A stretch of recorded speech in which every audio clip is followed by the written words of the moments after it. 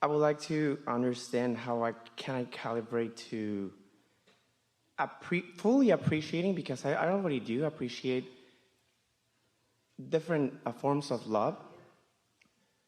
But how do I stick out and separate from the forms of love that my parents taught me that are right? So I just recently got married, and I'm fully in love and happy with my husband in my relationship. But these ideas of what my parents taught me keep coming back. They're stuck in your They're vibrational stuck in craw. my vibration, right? Yeah. And You don't have a craw that. And I want to separate from that, right? Because I don't fully live at my 100% because they keep coming So here's the thing. Never think about those thoughts again and you're home free. Yeah, you're all laughing because you know that there's momentum. The skier's going down the slope. There's an inevitability about those thoughts until you gradually change the direction of them. So it helps to get out ahead of it by tuning into the love that is your source on a regular basis, by stopping thought. When you meditate and focus on something not very exciting, like the sound of a fan or the flickering of a flame or the dripping of a faucet or even counting your own breath, when you focus upon something that doesn't require much thought, you slow your thought way down. And when you do that, you stop thought. And when you stop thought, you stop resistant thought. And when you stop resistant thought, your vibration rises. And when your vibration rises, you're calibrated to all of that power, and you're calibrated to that point of attraction. That's really a lovely thing. That's what we mean by getting out ahead of it. But when a thought comes to you and you trip over it, big thought like this, unless you focus on it from your now point of knowing, it remains the same as when it was first offered to you. In other words, you've got stuff going on in your vibration that you don't even know you've got going on in your vibration. And there's evidence all around about it. It comes to you in different facets. It comes to you in different ways. By facets, we mean an emotion can be demonstrated to you in lots of different ways and lots of different circumstances. It's like the hub of a wheel that will show you lots of different ways. We're going to tell you a funny experience that Esther had. So in her new house, which she saw several times before she made the decision to purchase it, so she was well aware of what it looked like. It turns out that there's almost no privacy anywhere. Because the shades, if you're inside, you can see trees outside, and if you're outside and it's nighttime and the lights are on inside, you can see trees inside. You can see in. Well, Esther wouldn't let herself see any flaws with this house. Her perception of it was that it was the perfect house for her, and it is. It's just the windows are all see-through. Can you imagine? And there's a lot of them. So she was very uncomfortable, and she kept telling herself, because it's up on a bluff and there are no neighbors nearby, she kept telling herself, no one can see in unless they're on the property, and no one should be on the property, so I'm good. But she didn't feel good. She felt insecure. So she manipulated a few things. She's got a long-range plan in place, but she manipulated a few things and made herself feel better. But in that vibrational mix, when she went to calibrate it, which she didn't do for a while, it had to get a little absurd before she really started calibrating it. In that vibrational mix was insecurity and a little bit of injustice. A little bit of that previous owner should have done better. Even though she saw the house, chose it, and bought it. Now it's his fault. What was he thinking? Well, he was thinking he doesn't care. So in her vibrational mix were some things that she didn't even really know were there. But as she's beginning now to find fault with him about this that could have been better, now the house starts misbehaving in other ways. One day the elevator didn't work. Really? That's pretty big. The heater in the swimming pool is intermittent.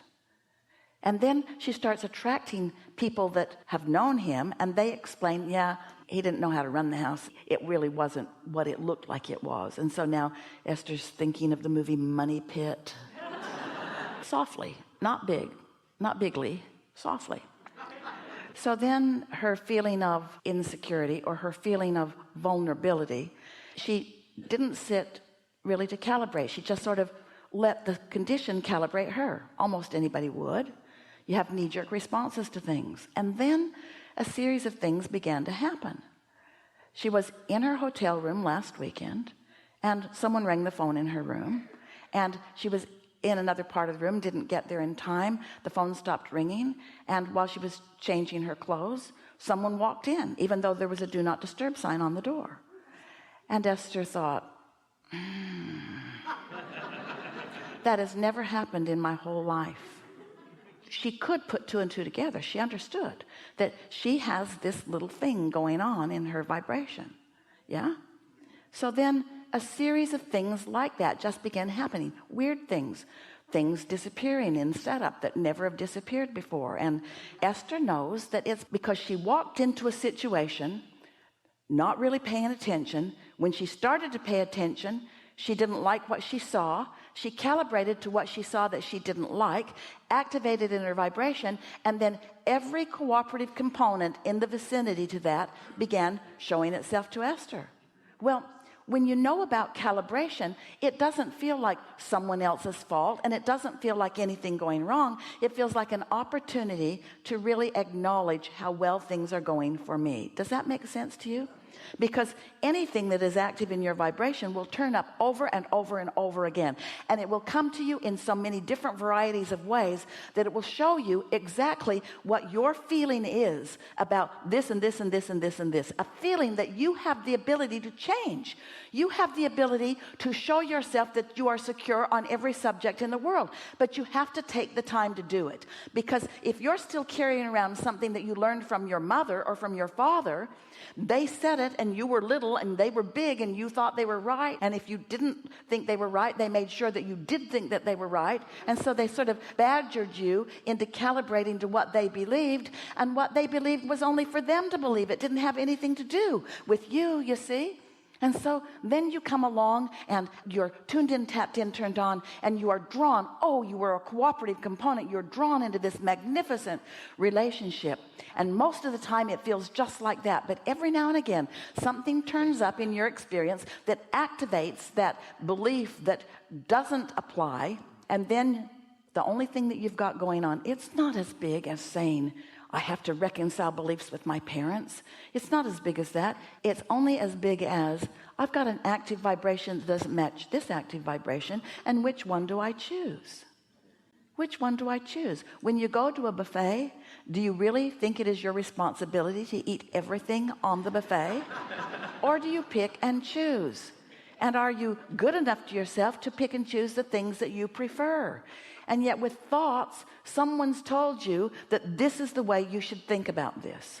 So as a society, a worldwide society, as a mass consciousness, you gather together. It's like, let's see all of society, and let's see it in this big arena, and let's see all those clumps. There are straight people and gay people and Republicans and Democrats and Catholics and Protestants and all kinds of labels. So many labels that we could talk all day and all month and all year, and we still couldn't even label all the labels. And so there they all are, mostly pushing against every other group for one reason or another, sometimes belonging to more than one group, but mad at most of the other groups, only liking the groups that they're standing in, feeling rather defensive, feeling vulnerable and out of control in their lives.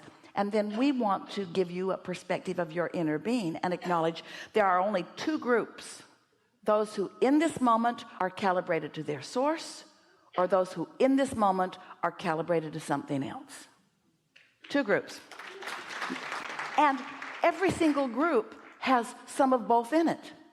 Every one of those groups sometimes are calibrated to source, and sometimes are calibrated to something else, you see. Finally, you have to come to an awareness that you are a dynamic being. You are a being on the move. You are a creator in the mode of creation. You are a creator continuing to create. You are in a continual state of becoming. And there was never anything that was ever lived by anyone before that is the way that you are meant to live.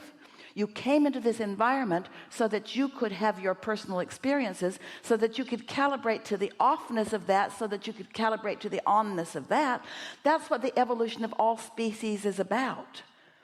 That's what evolution is about. That's what expansion is about. That's what eternity is about. You've created this vibrational reality where your inner being is, bees, and radiates. And all day, every day, you have the choice of leaning, calibrating toward that which you've expanded to, or trying to do the impossible and hold yourself back to something that somebody else believed. If your beliefs are not falling by the wayside all day, every day, you are not expanding.